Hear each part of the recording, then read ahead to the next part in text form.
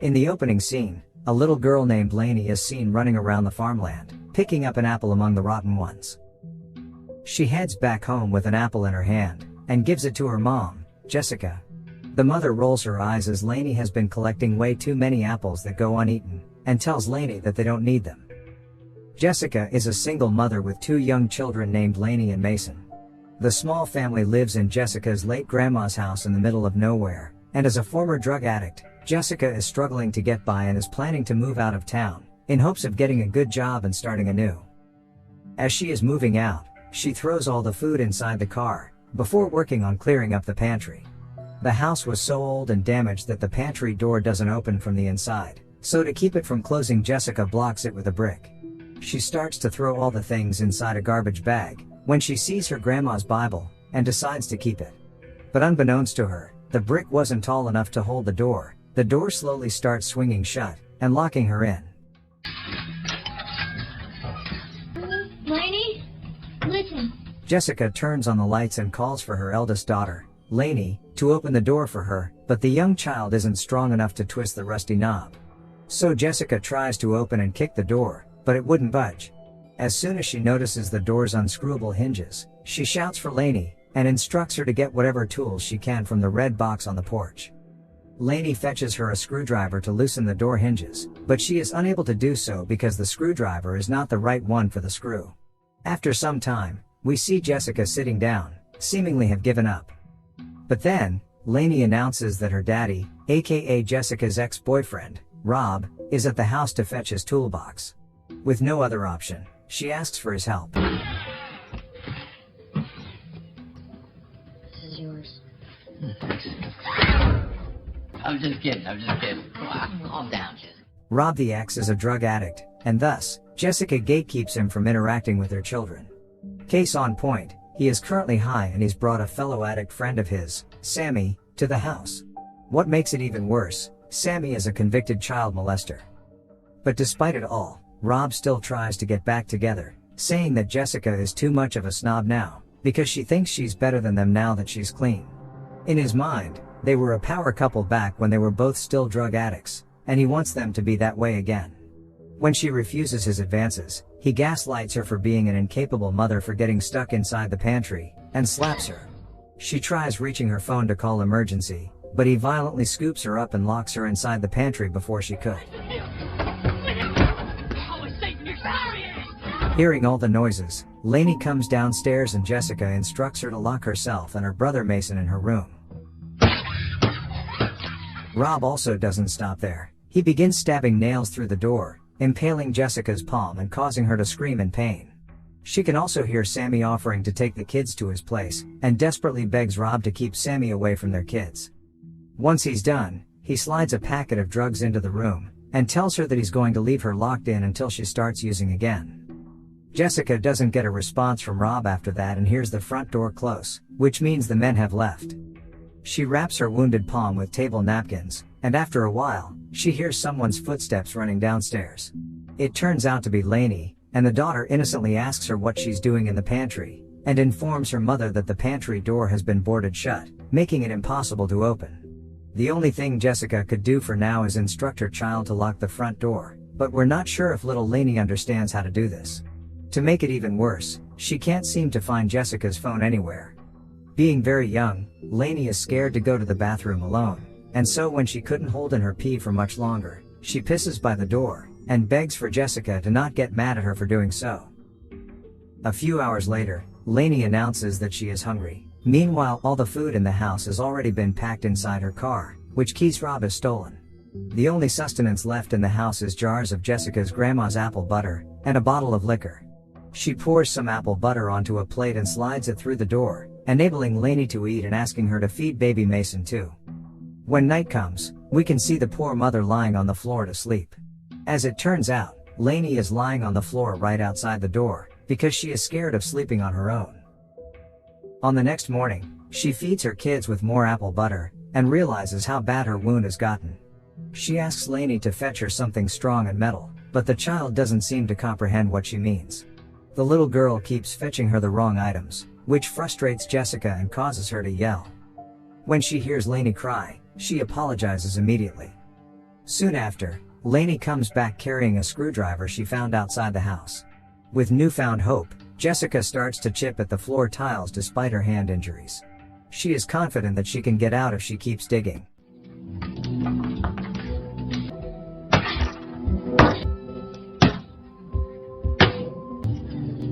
But her hope doesn't last long. Lainey announces that Sammy the child molester is in the house. This causes Jessica to panic, so she quickly instructs Lainey to lock herself with Mason in her room upstairs. As expected, Sammy walks up to the pantry door just to rub in the fact that he's going to take Lainey, feeling like it's his right because Rob owes him money. He proceeds to climb upstairs to look for Lainey, so Jessica tries to think quickly. Jessica then announces that she has Rob's meth packet in the room with her, and offers to trade it in exchange for letting her out. The bad guy takes the bait, but refuses to let her out, because he doesn't want to be on Rob's bad side. This leaves her no option, but to come up with another plan. She tells Sammy that she's willing to slide him the drugs as long as he leaves her family alone. The mother also claims that she is injured so she can't move around, and Sammy has to reach far inside for her to hand him the drugs. After some convincing, he does as asked. Only that once he slides his arm in, she stabs the screwdriver through his palm, and drives it deeper with a brick, trapping him there. He screams in fury and cusses at her, and after some time, he starts to beg for her to set him free, all the while she continues to chip away at the floor. When she keeps ignoring him, he starts teasing her by saying that Jessica will relapse sooner or later, because once a drug addict, always a drug addict. Vexed, she slashes his palm to get him to shut up. Night falls, and a storm rages outside, causing the electricity to blow. Scared, little Lainey starts calling for her mother and rushes downstairs, unaware of Sammy lying by the door. Sammy seizes the opportunity to snatch her, and begins threatening to break the girl's leg if Jessica doesn't let him go. When she hears her daughter crying, she gets so desperate that she pours liquor all over Sammy's hand. She then pulls out her lighter, setting him on fire, and forcing him to let go of Lainey. Unfortunately, fire also starts spreading inside the pantry, so she is forced to take it out. Sammy burns to death, while Lainey seems to have gone silent. Afterwards, Jessica prepares herself with a blanket and a candle, and falls asleep out of exhaustion. The following morning, she tries calling for Lainey to check if she's okay, but doesn't hear an answer.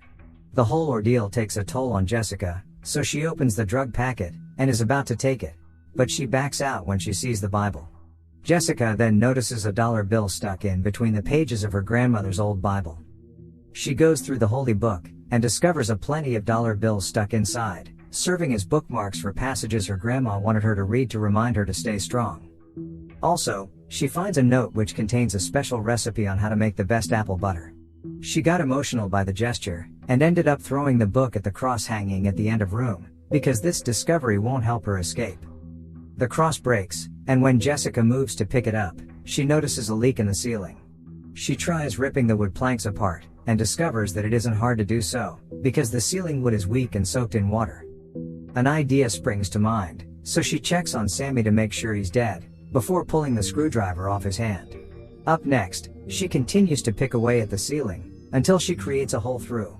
It doesn't take her long to get out of there, and now she can escape to the upstairs bathroom. Pieces of apples are scattered all over the hall, and the bedroom door is locked shut, forcing her to break in.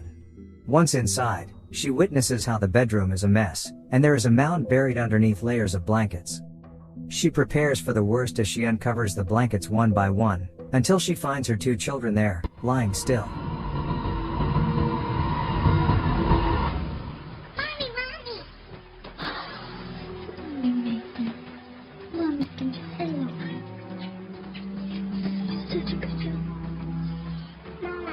Luckily, Lainey and Mason were just sleeping. The kids were hungry, so she takes the children downstairs, and takes Sammy's motorcycle keys. However, the storm is still raging outside, and Rob took away her car keys so she couldn't drive away with her car. She figures there's a chance it might be unlocked, so she makes a break for it, only to discover that the doors are indeed locked. This leaves her with no option, but to break the door with a brick to fetch some food. But as they rush back inside, Lainey dropped her animal crackers. The little girl later begs for Jessica to fetch the animal crackers for her. As the mother goes outside to please her daughter's wishes, we see Sammy standing at the window, meaning that he's still alive after all. Jessica panics and tries to get inside, but he's locked the door. She grabs the stone and uses it to smash the glass in the front door. Once she's in, she follows the sound of her children's cries upstairs and finds Sammy holding baby Mason and a knife. He threatens to gut the baby, while Jessica begs him to change his mind, but this time Sammy is looking for revenge. Just in time, Rob shows up, pointing a gun at Sammy and scaring him into letting the kid go. Jessica takes her kids to safety, while Rob thinks that Sammy had done something horrible to his children, so he shoots the guy dead. He then asks her for some money, so she tells him that her grandma left some in the pantry. The man breaks the door open and starts collecting the money from the floor. Jessica then asks him to let her and her kids go, but he won't let her. Instead, he's adamant in wanting to see her relapse and asks her to take some drugs with him. Knowing full well how dangerous Rob is, she cooperates. But first, she asks him to fetch the rest of the food from the car. When he's outside, she prepares some apple butter and makes him a sandwich. Rob seems absolutely excited once he's back inside, because he thinks Jessica is warming up to him again, and has agreed to relapse and become drug addicts together like old times. He devours the sandwich and goes to prepare the drugs for them. Since they don't want the kids to see, they go to the living room, and Rob goes first, injecting drugs into his system. Jessica tries to buy some time by saying that she isn't ready to take drugs again. This annoys the man, so he points the gun at her and violently manhandles her while forcing her to tie her arm and inject the drugs. And then suddenly, the drugs he injected is starting to take effect. Jessica takes the opportunity to run when Rob wobbles. She runs upstairs to the bedroom, and as a last desperate attempt, she thinks about jumping out the window. But Rob catches up to her and pins her to the wall, about to inject her by force. Just in time, all the drugs in his system gets his body to shut down, as he starts hyperventilating and crawling across the room. Jessica reveals to him that she put the meth inside his sandwich, and now he's overdosing. Furious, he threatens to kill her still, so she pushes him out of the window, killing him. The next scene shows a time jump. Jessica has changed her mind about moving to a new house, and decided to stay in the house she inherited from her grandma. She now makes a living by making homemade apple butter, and life seems to be looking up for her because she has made up her mind to never relapse again. The business is doing well, as folks in town seem to love her apple butter, thanks to the recipe left by her late grandmother. And thus, the small family lives happily ever after.